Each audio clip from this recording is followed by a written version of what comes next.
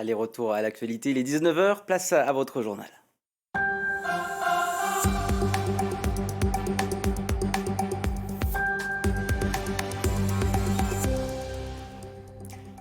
Et à la une de l'actualité en Franche-Comté ce soir, des aides pour l'installation de petits commerces. Elisabeth Borne a dévoilé son plan pour la ruralité. 5 villages franc-comtois sont concernés. Nous verrons ce qu'on peut en attendre. Le fléau du harcèlement scolaire, une heure de sensibilisation avait lieu dans certains collèges aujourd'hui, comme à Vesoul. D'autres mesures ont été annoncées. Sont-elles à la hauteur? Nous en parlerons avec Emmanuelle Hardy, référente en la matière à l'Académie de Besançon. Et puis la mode des plantes vivaces, plus résistantes, moins chères. Elles sont très prisées des particuliers, mais aussi par les communes. Nous reviendrons aux racines de cet engouement.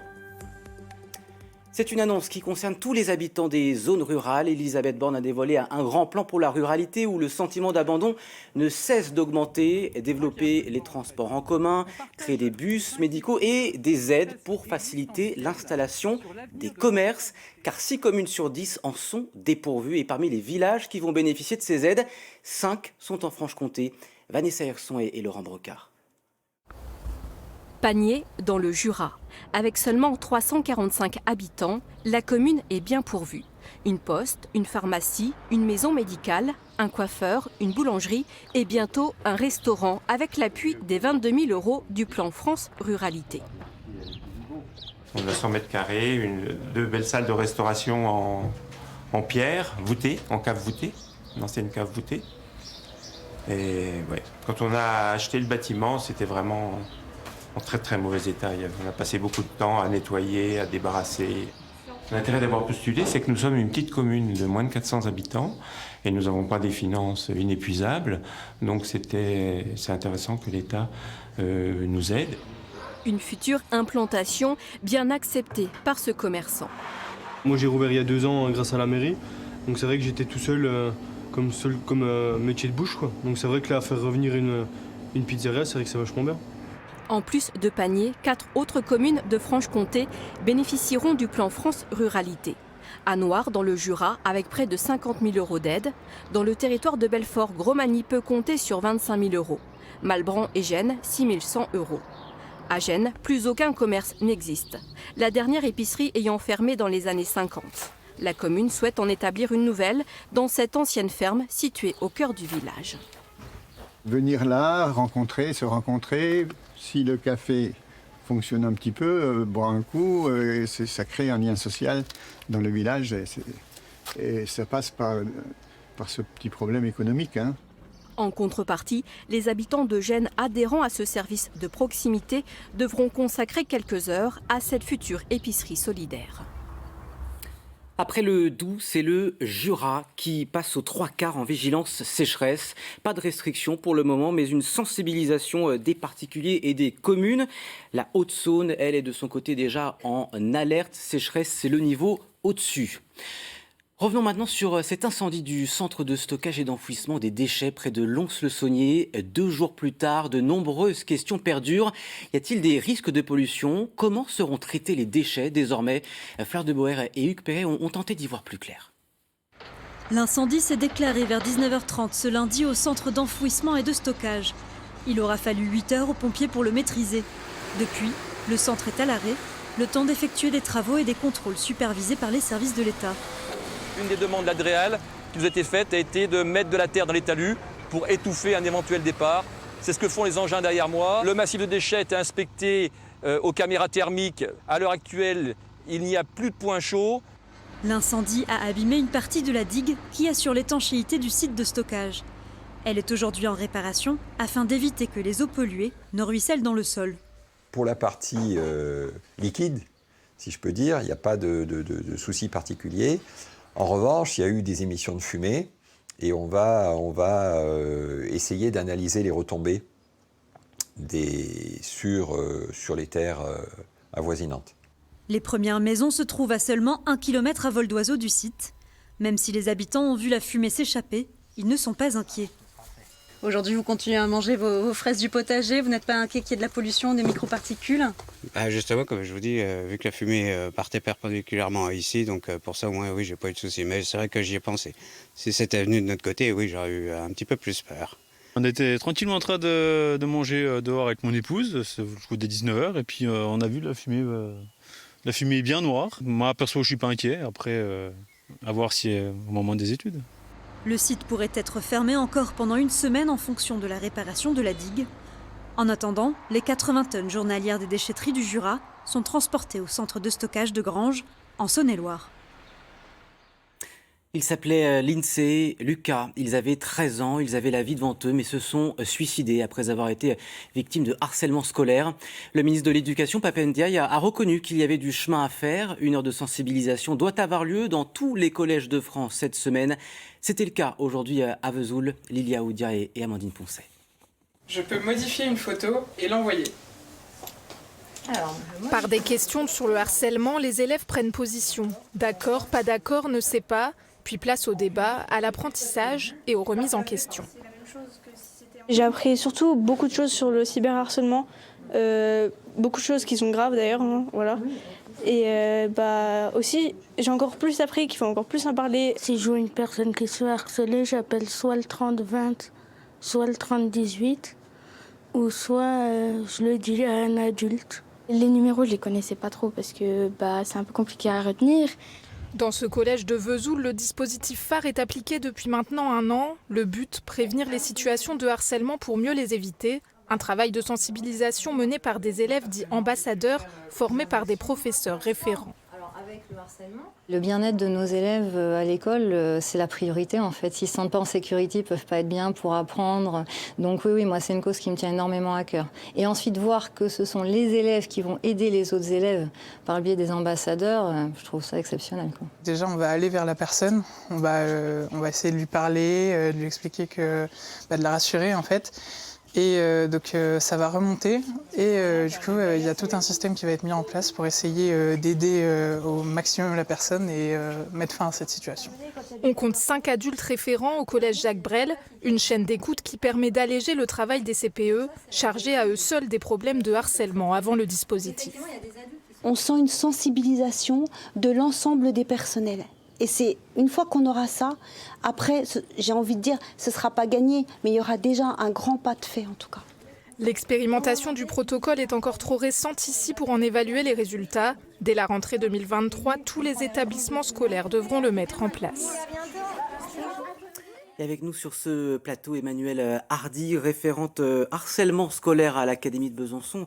Merci d'être avec nous. Cette heure de sensibilisation a eu lieu aujourd'hui dans ce collège de Vesoul. Est-ce qu'elle aura lieu cette semaine dans tous les collèges de Franche-Comté ? Alors c'est la demande qui a été faite par le ministre de l'Éducation nationale, relayée par la rectrice de l'Académie de Besançon, pour que tous les collèges s'emparent de cette heure de sensibilisation. Mais globalement, c'est tout au long de l'année que cette sensibilisation aussi a lieu. Est-ce qu'une heure de sensibilisation, même si ça revient dans l'année, c'est suffisant ? Alors c'est une première étape. Maintenant, la sensibilisation se fait dans le cadre du dispositif phare à travers des heures d'apprentissage. 10 heures sont consacrées durant l'année, du CP jusqu'à la 3e.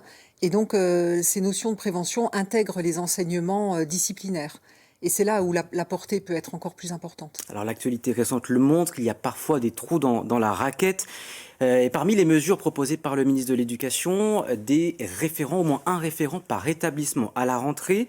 Est-ce que c'est faisable dans les délais impartis ? Oui, puisque dans les collèges, il y a déjà des équipes ressources composées de 5 personnes. Ça, c'est déployé dans toute l'académie. Donc, parmi ces personnes, il y a toujours un pilote et qui pourra bien sûr prendre cette fonction de référent. Mais un référent pour parfois plusieurs dizaines, voire centaines d'élèves, et en plus de son métier, puisque c'est souvent un professeur, est-ce qu'il a le temps de s'occuper de tout, de voir tout ? Alors, il y a le travail du référent, mais il y a aussi autour toute une équipe. Les élèves ambassadeurs sont très, très précieux. Ils sont au cœur de la vie dans les établissements. Donc, leurs fonctions, ils prennent vraiment à cœur cette fonction d'ambassadeur. Et du coup, ça permet de repérer et d'agir le plus tôt possible, parce qu'on sait que c'est cette prévention et cette prise en charge rapide qui est importante. Alors justement, cette prise en charge, imaginons une situation, les parents sont au courant, l'équipe pédagogique est au courant, le chef d'établissement aussi. Que doit-il faire dans l'immédiat pour que le harcèlement cesse ? La première chose, c'est d'en parler. Alors le premier interlocuteur, bien sûr, dans un établissement scolaire ou dans une école élémentaire, c'est le directeur d'école ou le chef d'établissement. Mais est-ce que des sanctions doivent être prises contre les auteurs au plus vite ? Parfois, ce n'est pas toujours le cas. Bien sûr, les sanctions font partie du panel de réponse à une situation de harcèlement. Donc une fois que la situation est bien décortiquée, une sanction peut apparaître. Et puis le problème, c'est que ce harcèlement se prolonge en dehors de l'école, sur les réseaux sociaux. Qu'est-ce qu'on fait aujourd'hui pour sensibiliser les parents ? Alors il y a des heures de sensibilisation aussi qui sont prévues pour les parents dans le dispositif phare et également 2 numéros incontournables à connaître, le 3018 pour prévenir toutes les situations, dénoncer toutes les situations de cyberharcèlement et le 3020 pour celles de harcèlement. On retient évidemment ces numéros et on retient donc le déploiement aussi de ces référents à la rentrée dans les établissements franc-comtois. Merci d'avoir été avec nous sur ce plateau pour parler de ce fléau. Tout autre chose maintenant, c'est l'un des 5 objets de notre quotidien. La montre est un savoir-faire franc-comtois. Le problème, c'est que 90% des employés sont en Suisse. C'est dire s'il va falloir relocaliser. C'était au cœur des discussions de l'Assemblée générale du syndicat de l'horlogerie française. On écoute son président. Seulement 2% des montres vendues en France sont fabriquées en France. Donc c'est cela qui nous dit que nous avons une vraie opportunité à réindustrialiser et rapatrier des salariés. Nous avons programmé à échéance 2030 la création de 1600 emplois, à peu près pour moitié chez nos marques, pour moitié chez nos fabricants de composants, pour un chiffre d'affaires attendu de 175 millions d'euros de chiffre d'affaires supplémentaire à ce que l'on fait aujourd'hui. Comment vivaient nos ancêtres il y a 2000 ans en Franche-Comté? Sans doute pas avec des montres. Ce week-end sera l'occasion d'une plongée exceptionnelle dans notre patrimoine avec les journées européennes de l'archéologie. Le théâtre gallo-romain de Mandeure proposera une reconstitution. Thierry Chauffour et Jean-Stéphane Maurice vous en offrent un aperçu. C'est un des plus grands théâtres, si ce n'est le plus grand théâtre des Gaules. Donc c'est vraiment un bâtiment très très important. Un joyau auquel Pierre Mougin a consacré toute sa vie professionnelle d'archéologue. Et si le théâtre de Mandeure n'a pas encore livré tous ses secrets, on connaît mieux les modes de vie des Gallo-Romains d'Eppo Manduodorum, riche cité des bords du Doubs. Vendredi et samedi soir, les journées européennes de l'archéologie seront l'occasion pour la cité de revivre dans un lointain passé. Artisans bronziers, forgerons, tisserands seront en démonstration. C'est une très très forte demande de la population. Ils voient des archéologues qui creusent un peu partout. Souvent c'est vécu un petit peu comme une contrainte aussi, l'archéologie. Et c'est vraiment l'occasion de partager avec les gens notre travail et les résultats qu'on a. Ce minerai concassé sera chauffé pour obtenir du fer. Le feu est la source de beaucoup de transformations. Ces 2 étudiantes en archéologie fabriquent un four en terre dans lequel le verre deviendra bijou. Un bon four gaulois, hein. Très bien. Vous avez même fait des portes. Le principe, ça va être de prendre notre matière brute, donc des tesselles de verre, de les faire chauffer tout devant, à ce niveau-là, et d'ensuite venir les récupérer avec un mandrin et de les faire chauffer encore plus à l'intérieur et former notre perle. Donc ici, on a différents exemples de perles qui ont pu être faits dans des fours similaires. Une filiation avec l'histoire du lieu aussi. C'est à Mandeure qu'a été découverte l'une des plus grandes collections de bijoux gaulois en verre. Et si ces journées de l'archéologie seront à Mandeure des soirées, c'est justement pour faire jaillir les reflets du feu dans le décor unique du théâtre.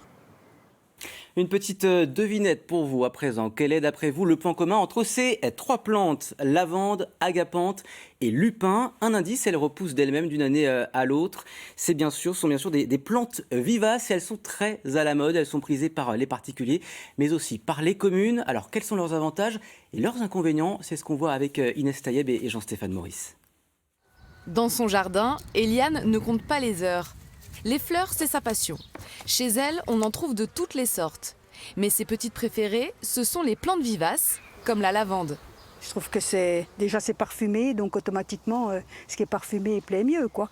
Un intérêt esthétique, mais aussi économique. Les vivaces, ça lui coûte moins cher. Eliane n'a pas besoin de les replanter chaque année. Même si ça sèche, l'année prochaine, ça va quand même refleurir, c'est ça l'avantage. Réputés pour leur résistance, les vivaces sont à la mode. Les collectivités aussi s'y mettent, à l'image de Besançon, où de grandes prairies ont fleuri en ville. C'est joli, il y a de la couleur. Il y a du jaune, il y a du blanc, il y a du violet. C'est joli. Ça donne ambiance vivante et plus naturelle. Mélisse, Hysope ou encore Lysimachia, ces plantes habillent les ronds-points de la ville. Pour la mairie, choisir des vivaces, c'est aussi une manière de faire des économies d'eau, notamment en période de sécheresse. Aujourd'hui, on fonctionne surtout avec des plantes résilientes, des plantes qui demandent moins d'entretien, des plantes qui ne demandent pas d'arrosage ou alors très peu d'arrosage. C'est toute une sorte de nouvelles plantes qu'on a expérimentées et qui sont bonnes par ailleurs pour la biodiversité. Dans ce magasin près de Montbéliard, les pots de vivaces sont vendus entre 3 et 10 €. La demande est de plus en plus forte, comme le constate ce gérant qui a triplé sa production. Il y a 5 à 6 ans en arrière, on en produisait quasiment très peu. Aujourd'hui, on est peut-être passé de 50 variétés à plus de 150 variétés dans les plantes vivaces. Mais attention aux idées reçues. Les vivaces nécessitent de l'entretien, désherbage et nettoyage. Elle a besoin d'un entretien et d'un arrosage régulier pour arriver à floraison et faire ce type de résultat. Elle peut subvenir à un été sec sans aucun entretien, sans aucun arrosage, à condition d'accepter qu'elle ne soit pas belle en fin de saison. Le plus dur, ça reste de faire son choix parmi les nombreuses variétés existantes. Petite originalité, Edelweiss, la plante des Alpes, une belle floraison blanche, super tenue au sec, et pareil, c'est une belle plante en belle floraison très tardive chez nous. Donc surtout, ça va bien venir s'installer dans notre région. Économique, résistantes, les vivaces ont plus d'un atout dans leurs racines. Mais elles n'ont pas encore détrôné le géranium. Cette fleur très populaire reste pour l'instant la star des ventes. Suite et fin ce soir de notre feuilleton consacré à l'agriculture. Jusqu'à présent, nous avons suivi des partisans du bio, mais ce n'est pas la majorité des agriculteurs. Et c'est ce qu'on va voir dans ce 4e épisode signé Rodolphe Augier et Guillaume Robin.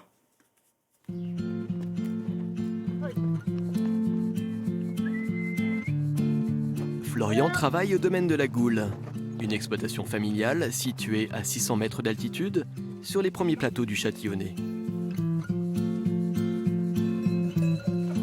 On élève des vaches laitières avec 3 races, donc des Montbéliardes, des Brunes des Alpes et des Primolstein, qui sont réparties avec une majorité quand même de Primolstein à 60% et 40% de Brunes Holstein, qui ont été introduits dans le troupeau par rapport aux problèmes climatiques parce qu'elles sont plus résistantes et plus rustiques à notre goût que la Holstein par rapport à la sécheresse. Une ferme d'environ 400 vaches qu'il faut nourrir. Pour cela, une partie des 460 hectares des terres de l'exploitation est destinée à la production de fourrage. Le printemps est le moment où il faut reconstituer les stocks avant l'arrivée de la saison sèche. C'est du fourrage qui est récolté encore un peu humide pour préserver toute la qualité du fourrage et pour garder le maximum de feuilles à l'intérieur qui nous ramène de la protéine pour donner à manger aux animaux. Pour faire tourner son exploitation et produire suffisamment de lait, Florian applique dans ses champs le modèle de la production intensive. Aujourd'hui, la production des vaches, elle est liée directement à la production fourragère. Si on n'a pas d'alimentation ou en qualité ou en quantité suffisante pour produire, on est obligé d'acheter à l'extérieur, ce qui veut dire que ça fait encore des charges supplémentaires sur l'exploitation qui diminuent au final les revenus qui sont disponibles pour les agriculteurs à la fin de l'année, quoi. Les 174 vaches laitières du GAEC passent à la traite 2 fois par jour. Pour cela, la ferme a investi dans le confort de travail, sans perdre de vue son objectif de rendement.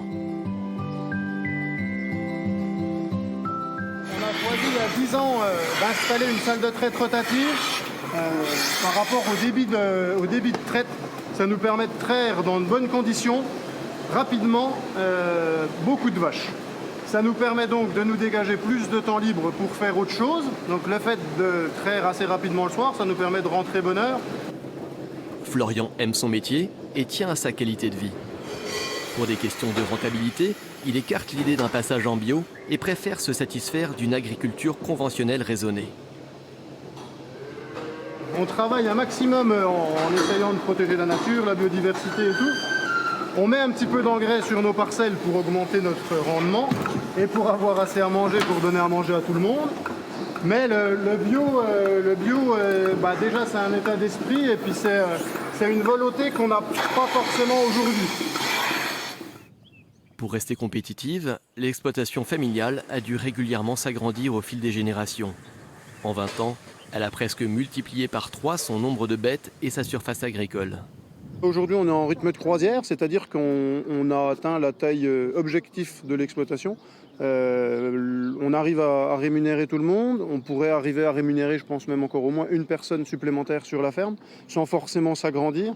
Après, on a toujours été obligé de s'agrandir un petit peu parce que les prix de vente étant relativement bas, c'est grâce au volume qu'on arrive à faire du chiffre.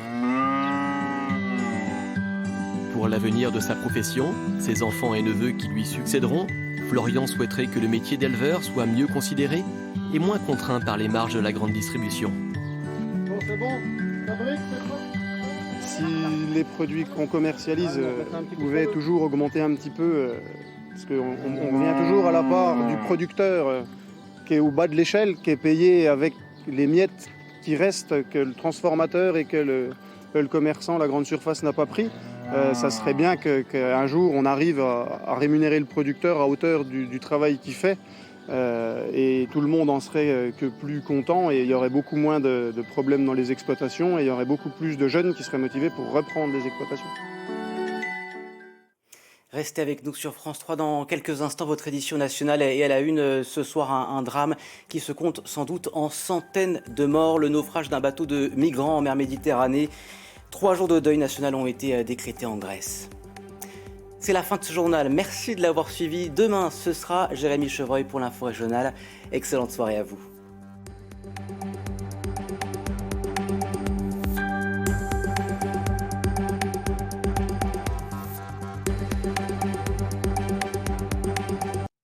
C'est un défi.